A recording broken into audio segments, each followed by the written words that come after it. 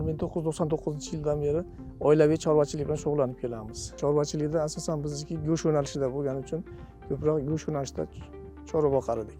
Davlatimiz rahbari Mo'g'ulistonga tashrifi davomida aholini hozirgi kundagi ehtiyojidan kelib chiqib 100 ming bosh qo'yga shartnoma qilib kelgan edi. Shartnomaning shartlarini qisman bajarish maqsadida biz ham shu 215 bosh sentyabr oyida qo'y olib kelganmiz. Shu bayat zotli qo'ylardan viloyatimizga olib kelganmiz. Hozir ko'rib bilib turibmiz, adashmagan ekanmiz. Qo'ylarimiz asosan bizning sharoitga mos ekan. O'zimiz mahalliy qo'ydan bittadan qo'zi olsak, bundan ikkita uchtadan qo'zi oladigan bo'lsak, shu tomonlama bizga ham qulay ham arzon tushadi. Ertaga bozorga ham yetishtiriladigan mahsulotni ham tannarxi arzonroq bo'ladi. Qo'ylarni 1000 boshga shartnoma qilganmiz. Kelajakda shu shartnomaning qolgan qismini ham shu eskilarda olib kelishga harakatdamiz.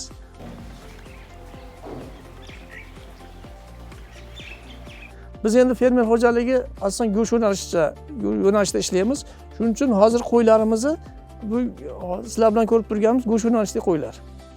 Albatta 250 ta qo'yga qo'chqarga joyimiz moslashgan. Shu bir tashaganda 250 ta tashlaymiz. Shuni etap-etap qilib joyini topib, qarzdoriga qarab chiqaramiz. Biz haqiqatan har bir xo'jaligimiz qo'y boqib kelgan. Qo'yda ota-bobolarimiz aytadiki, qo'yda baraka bor. Qo'y endi uyda oddiy sharoitda ham uni boqsa bo'ladigan-da, uyda chiqqan po'choqlar bilan ozgina oziqasi bo'lsa, shu bilan ham qo'y tirikchilik qilaveradi. Shu ikki mahal ertalab kechqurun yem xashagini berib qo'ysa, shu qo'yga mana shu rejim shu semirish uchun yetarli bo'ladi.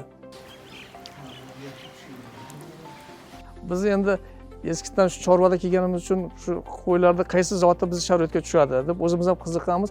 Mana shu ko'rib turgan qo'ylaringiz Romanov zotli qo'ylar. Mana oqlarimiz Dorper zotli qo'ylarimiz. Bu Dorper shunday qo'y zot ekanki, nihoyatda bir go'shtga qulay ekan.